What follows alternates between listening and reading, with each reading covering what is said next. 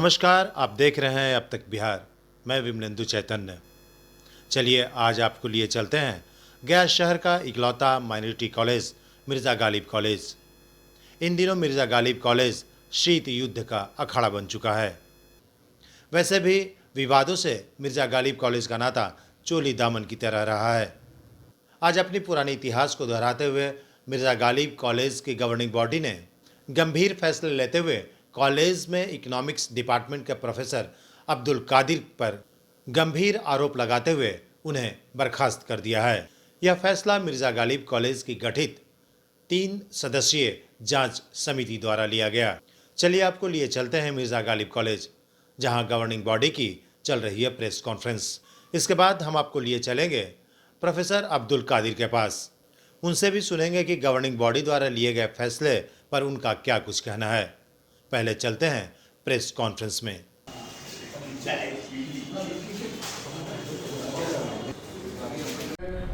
जिसमें डेट में इन्वॉल्व थे या जो भी थे, और उसमें इंक्वायरी में ये आया कि साहब इनके प्रेजेंस में, जबकि ये हेड थे, इनके प्रेजेंस में कॉलेज के जो महिला टीचर के बारे में ऑब्जेक्शनेबल बातें हो रही है, तो ये और उसमें पार्टिसिपेट कर रहे थे या उसको बढ़ावा दे रहे थे ना कि उनका ड्यूटी था कि ये सारी ऐसी बातों को उनको रोकना चाहिए था।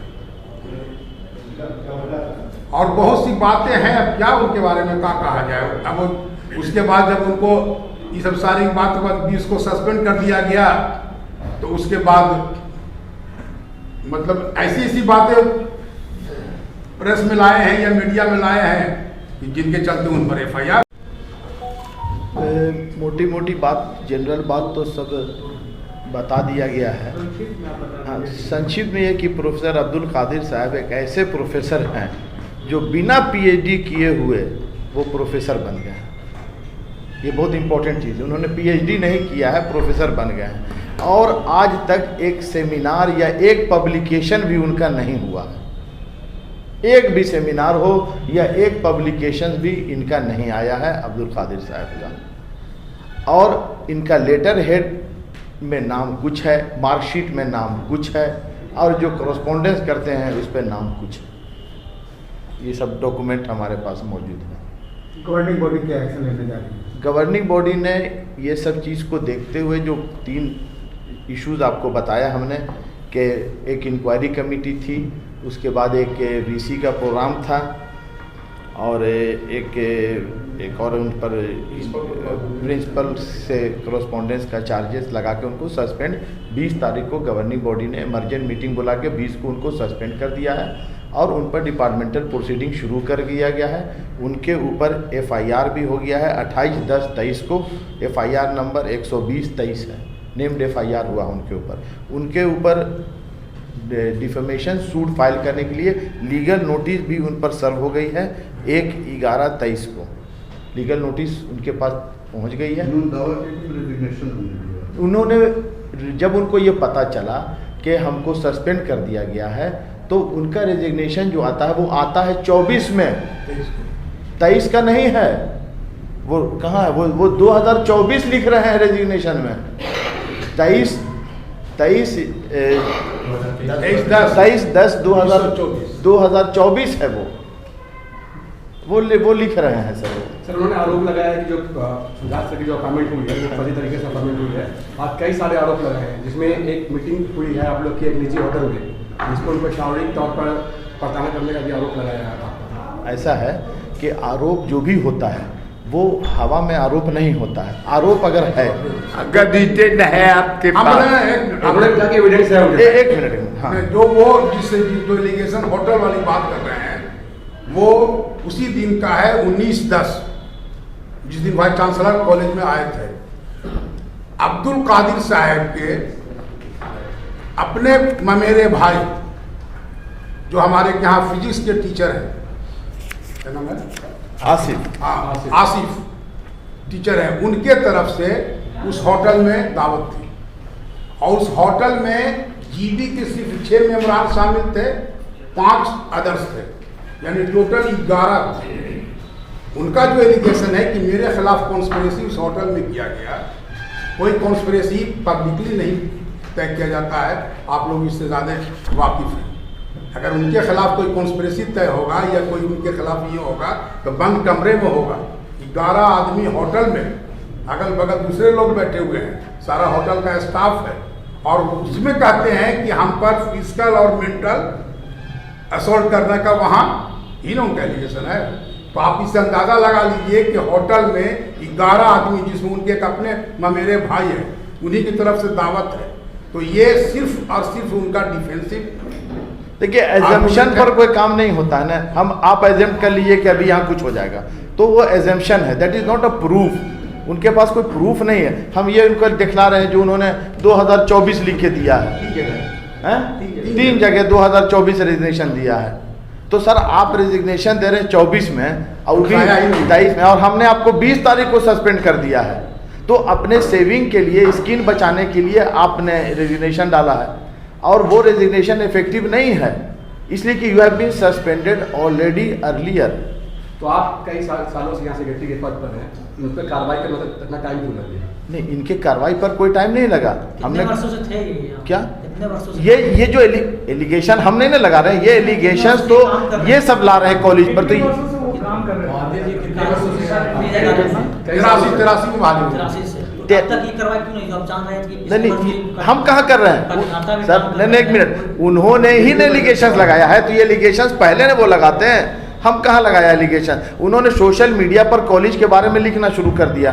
तो social media is not the platform जिस पर आप, एक मिनट, जिस पर आप लिखिएगा वो टोटल इलीगल है। वो आप सोशल मीडिया यूज कर सकते हैं, आप एंटाइटल हैं, हम नहीं एंटाइटल है कि सोशल मीडिया पर कॉलेज को डिफेम करेंगे। उसी एंगल पर FIR इन पर हो गया IT सेक्शन में। तो आप इतने दिन से प्रोफेसर इंचार्ज हैं या टीचर्स हैं, उन पर एलिगेशन आप पहले लाते ना। ये सडनली जब आप सस्पेंड हो गए हैं उसके बाद से ला रहे हैं, उसका प्रूफ है मेरे पास।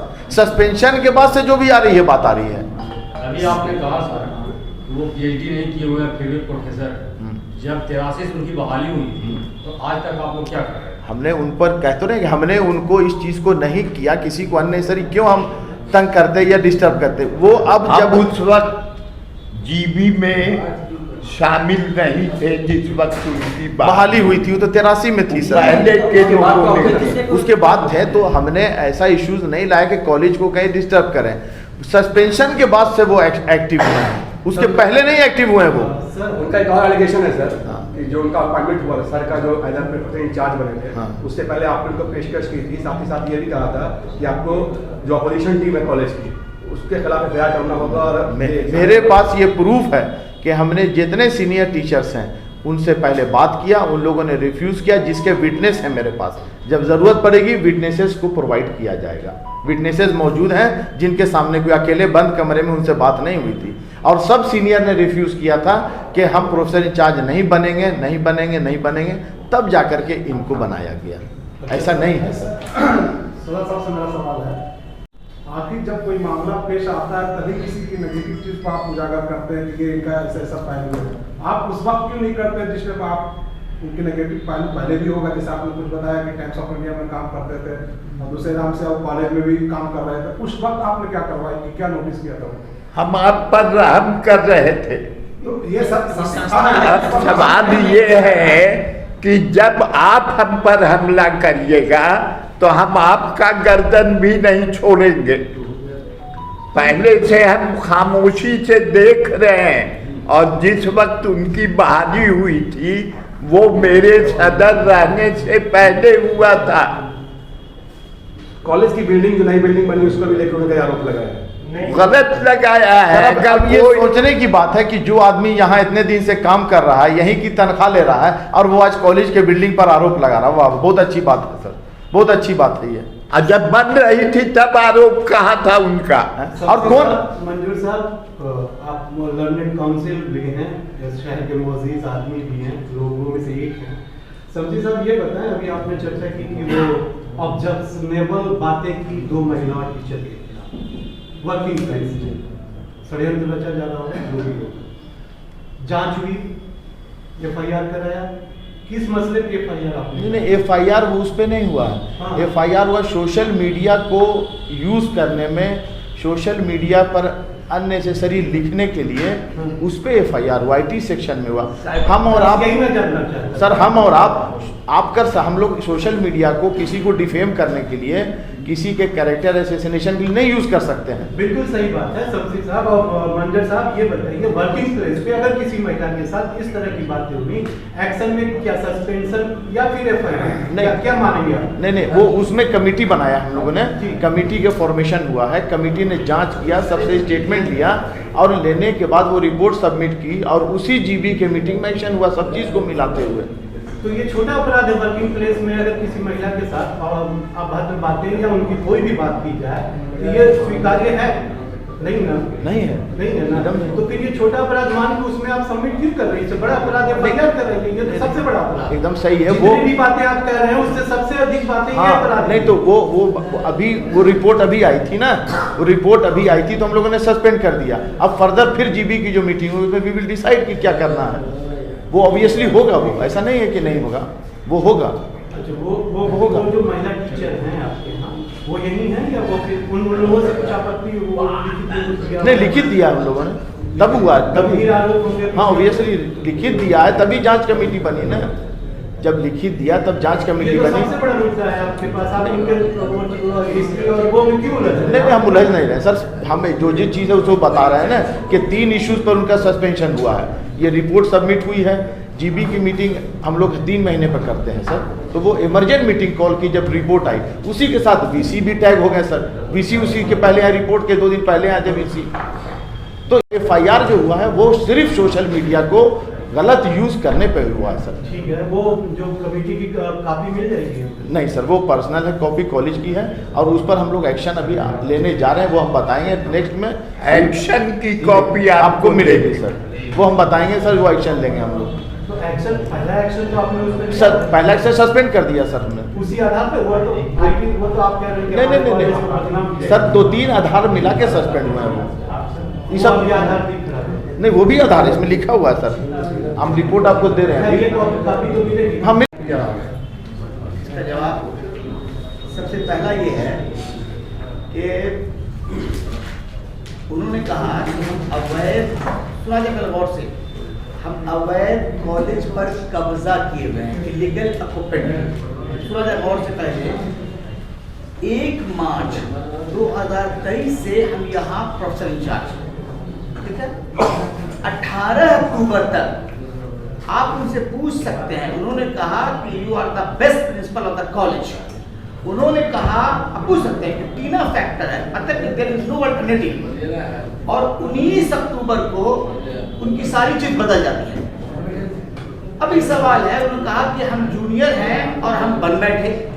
तो जब 1 मार्च को जब हम बने प्रोफेसर इंचार्ज, तो क्या 2 मार्च से लेकर 18 अक्टूबर तक उन्होंने कहीं अपना प्रोटेस्ट रजिस्टर किया? पहला सवाल आप देखिए, समझिए, कहीं किया? जवाब नहीं मिलेगा। दूसरी बात, कॉलेज में हमसे 6 आदमी सीनियर रहे, आप उनको छोड़ दीजिए, बाकी 5 से आज आप बात कीजिए, अकेले में बात कीजिए, पब्लिकली बात कीजिए और ये पूछिए कि क्या आपको ऑफर हुआ था प्रोफेसर इंचार्जशिप?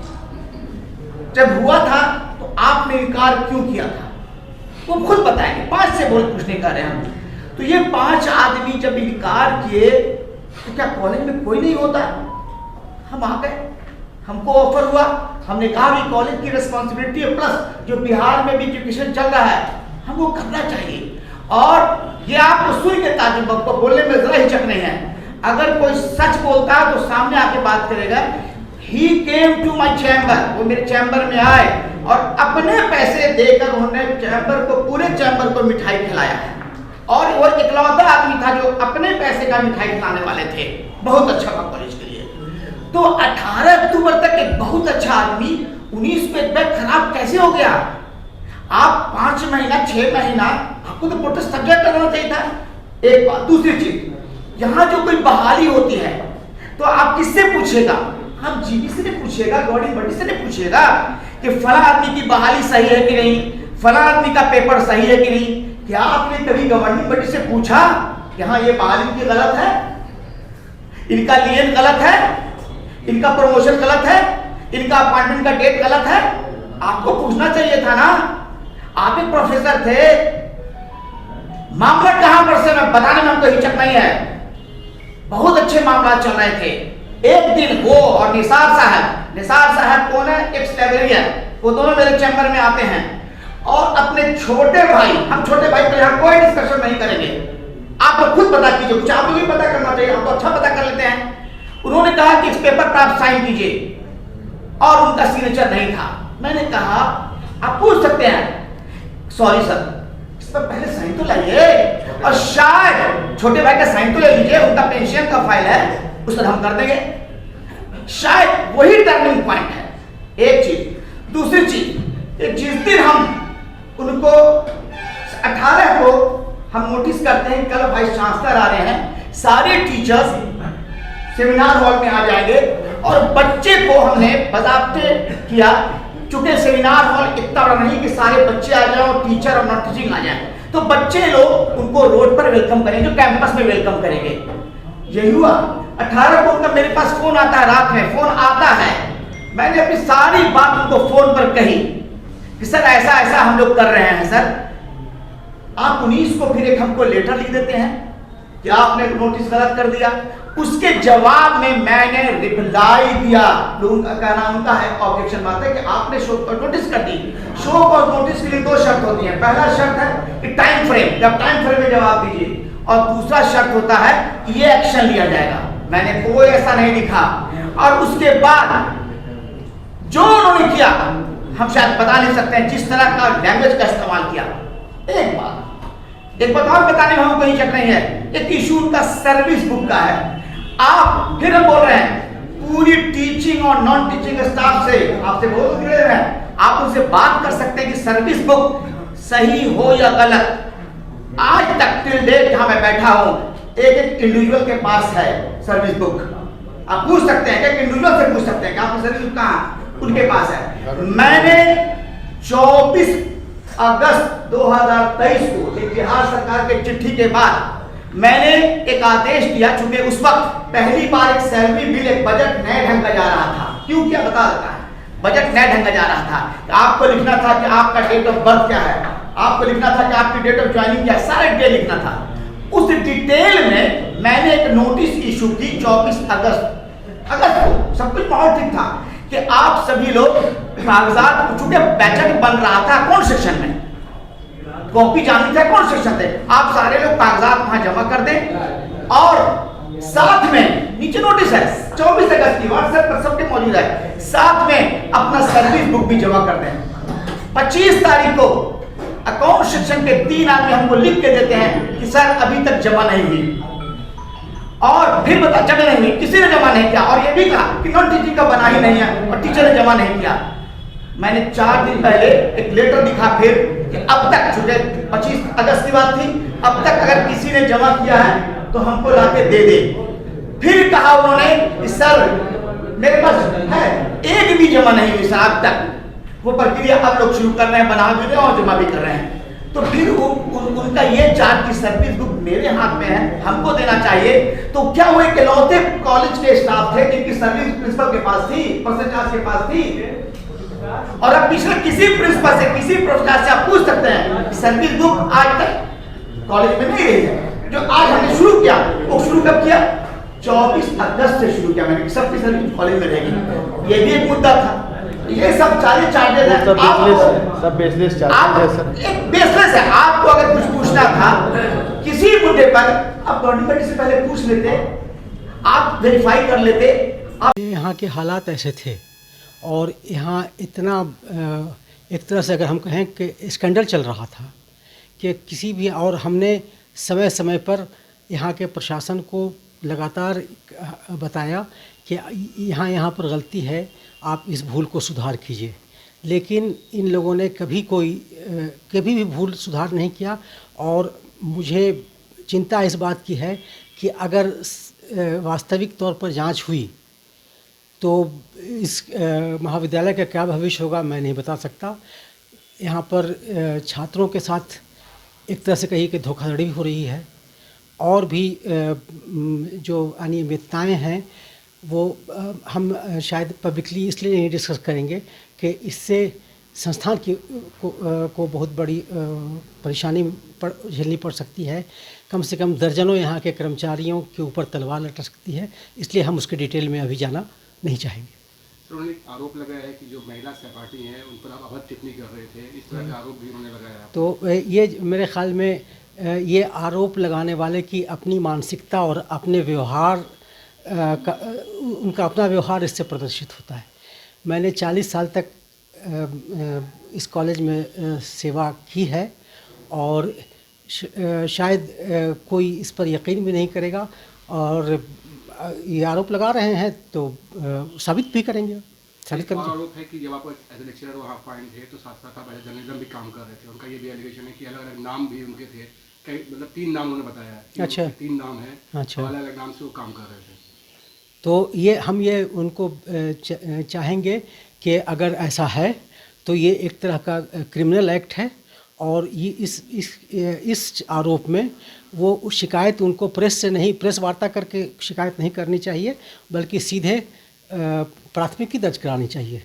सर्विस बुक को लेकर आपने कुछ कहा था कि सर्विस बुक से खिलवाड़ की जा सकती है। हाँ बिल्कुल, अभी भी हमको पूरी आशंका है कि ये लोग हमारे पेंशन में अवरोध डालने के लिए हमारी सर्विस बुक से ये छेड़छाड़ कर सकते हैं। इंचार्ज ने अभी कहा हाँ, कॉन्फ्रेंस में कि सर्विस बुक उनके ही पास है, मतलब आपके पास है। तो उस आदमी को सीधा जेल जाना चाहिए। जिस आदमी को ये पता नहीं कि सर्विस बुक कहाँ होती है, उसको प्रोफेसर इंचार्ज बने रहने का कोई अधिकार नहीं है। और वैसे भी वो उस पद पर ट्रेसपासर इसलिए है कि ये पद सीनियर मोस्ट टीचर के लिए है और वो सीनियरिटी लिस्ट में 7वें नंबर पर है। तो उस आदमी को वो उस पद ही पर गलत है और उसको अपने कर्तव्य का कोई ऐसा पता नहीं है। ये आप साधारण नॉलेज है कि सर्विस बुक को कर्मचारी देख भी नहीं सकता है, रखने की बात तो दूर, वो कॉन्फिडेंशियल डॉक्यूमेंट है जो कॉलेज के या संस्था के रिकॉर्ड में होता है, और वहाँ का जो हेड होता है वही उसका कस्टोडियन है। ये कह करके न केवल वो अपना मजाक उड़ा रहे हैं, बल्कि यहाँ फैली हुई अराजकता की पुष्टि कर रहे हैं।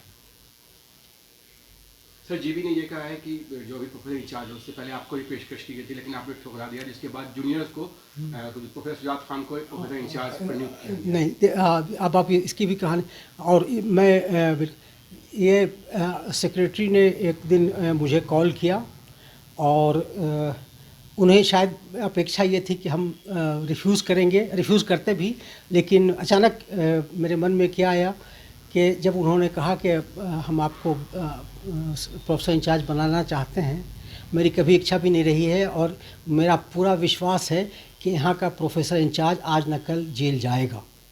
और प्रोफेसर इंचार्ज ही नहीं जाएगा, बल्कि प्रबंधन के लोग भी, जिस तरह की गड़बड़ी इन लोगों ने किया है, इनको जेल जाने से कोई नहीं बचा सकता है। तो जब इन्होंने ये कहा कि आप बन जाइए, तो हमने कहा कि हम तैयार हैं।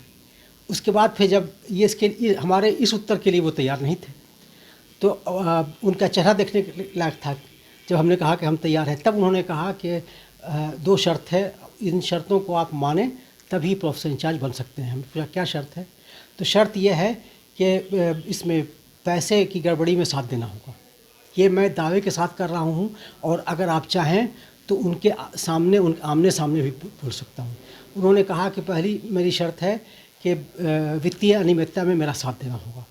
कहा कि दूसरी शर्त यह है कि लोगों को गलत आरोप में फंसाना भी हो सकता है, उन पर केस भी करना पड़ सकता है क्रिमिनल। तो ये 2 काम आपको करना पड़ेगा। मैंने कहा कि इसके लिए मैं तैयार नहीं हूँ। मतलब सर, जो अभी मौजूदा जो प्रोफेसर इंचार्ज है वो इन तरह के नेता उनका साथ निभा रहे हैं। देखिए, उनकी भी मजबूरी है। उनका अपना जो अपॉइंटमेंट है उसका क्या नेचर है, अगर मैं आपको बताऊं तो आपको हंसी आएगी, और मैं नहीं चाहता कि मेरी वजह से उनकी नौकरी जाए, किसी और वजह से चली जाए। और ये भी है कि जिस दिन ये तथ्य सामने आ जाएगा, उनकी नौकरी को खुदा के अलावा कोई नहीं बचा सकता है। मतलब ये अब मान लीजिए कि मिर्जा गालिब कॉलेज की जो कमेटी है बनाम अब्दुल कादिर हो चुका है। नहीं, ऐसा कुछ नहीं। मैं बहुत ही छोटा आदमी हूँ, वो बड़े बड़े लोगों की कमेटी है, मैं इसलिए मैं ये नहीं कह सकता हूँ कि लेकिन कभी कभी ऐसा होता है कि छोटा आदमी भी अगर सत्य पर हो तो अच्छे से पंगा ले सकता है। आगे क्या कार्रवाई करेंगे? कार्रवाई अब जो कुछ करना है ये जो है मुझे नहीं करना है, इसलिए कि मुझे आज भी इस कॉलेज से मोहब्बत है और मैं जानता हूँ कि अगर मैं कार्रवाई और जितने तथ्य हैं हमारे पास, अगर मैं उन तथ्यों को सामने रख दूं तो यहाँ की पूरी जीबी जेल जाएगी, इसमें कहीं पर कोई दो राय है ही नहीं। सर, एक आखिरी सवाल, जीबी ने ये आरोप लगाया है कि आपको कॉलेज सस्पेंड कर देगा, तो उसके बाद आपने रिजर्वेशन दिया है। देखिए, मैंने 23 तारीख को रिजर्वेशन दिया है, बाद में ये और 23 को अगर ये हमको 20 को वाकई सस्पेंड कर दिए होते तो ये जब हमने 23 को उनको रिजर्वेशन भेजा था व्हाट्सएप पर, तो उसी वक्त एक मैसेज उनको वापस करना चाहिए था ना कि आप तो सस्पेंडेड हैं। हमको तो ऐसा कोई मैसेज मिला नहीं, यानी हमने जब रिजर्वेशन दिया, अगर आपने उससे पहले हमको सस्पेंड किया था तो आपको इमीडिएटली रिप्लाई ये करना चाहिए था कि आप रिजर्वेशन क्या कर रहे हैं, हम तो आपको सस्पेंड कर चुके हैं। और ये उनका जो कागज़ जो बनाया बैकडेटिंग में, ये लोग जो है वो बैकडेटिंग सही काम कर ही नहीं सकते हैं, बैकडेटिंग ऐसी करते हैं और इनको गलत करने का सलीक़ा भी नहीं है। हम जो बराबर ये कहते रहे कि गलत कीजिए, बहुत लोग करते हैं, लेकिन कम से कम सलीक़ा सीख लीजिए। यहाँ मामला ये है कि जितना पेट में जाता है उससे ज़्यादा कपड़े में पर रहता है।